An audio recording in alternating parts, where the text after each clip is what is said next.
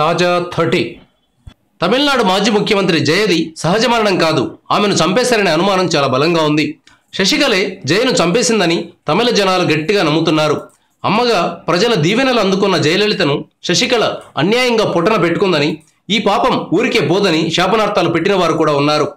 ఇప్పుడు శశికళను ఆమె కుటుంబాన్ని పార్టీ నుంచి బహిష్కరించారు.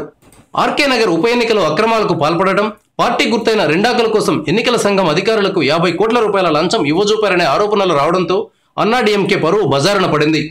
దినకరన్తో పాటు 3 మంత్రులను కూడా అరెస్టు చేసే అవకాశాలున్నాయని వార్తలు రావడంతో ముఖ్యమంత్రి పళనిస్వామి, చీలిక వర్గం నేత పన్నీరు సెల్వం అలర్ట్ అయ్యారు. శశికళ కుటుంబాన్ని వదిలించుకొని మనం బరంపురం అయిపోదామని నిర్ణయించుకున్నారు. ఆ మేరకు ఒక్కటయ్యారు. ఇప్పుడు శశికళ వర్గాన్ని పార్టీ నుంచి తరిమేశారు. విచిత్రం ఏమిటంటే శశికళ వెంట నడిచిన ఎమ్మెల్యేలు కూడా ఇప్పుడు ఆమె బహిష్కరణకు మద్దతు ఇచ్చారు. 122 మంది ఎమ్మెల్యేలు శశికళ కుటుంబాన్ని వెలివేయడానికి సపోర్టుగా నిలిచారు. ఇక శశికళ చేయగలిగేది ఏమీ లేదు. 4 ఏళ్ల తర్వాత ఆమె జైలు నుంచి బయటకు వచ్చాక ఏం జరుగుతుందో దేవుడికిరుక. అన్నాడీఎంకేలో ఇక ఆమె మాట వినేవారు పెద్దగా ఉండరని మాత్రం చెప్పవచ్చు.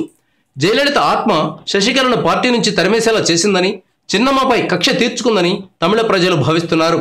మొత్తానికి అన్నాడీఎంకే వ్యవహారం ఇప్పటికీ ఒక కొలిక్కి వచ్చిందని భావించవచ్చు. Thank you viewers. ఈ వీడియో మీకు నచ్చితే లైక్ బటన్ టచ్ చేయండి. తాజా 30 ఛానల్కు సబ్స్క్రైబ్ చేయండి. మీ మిత్రులకు షేర్ చేయండి.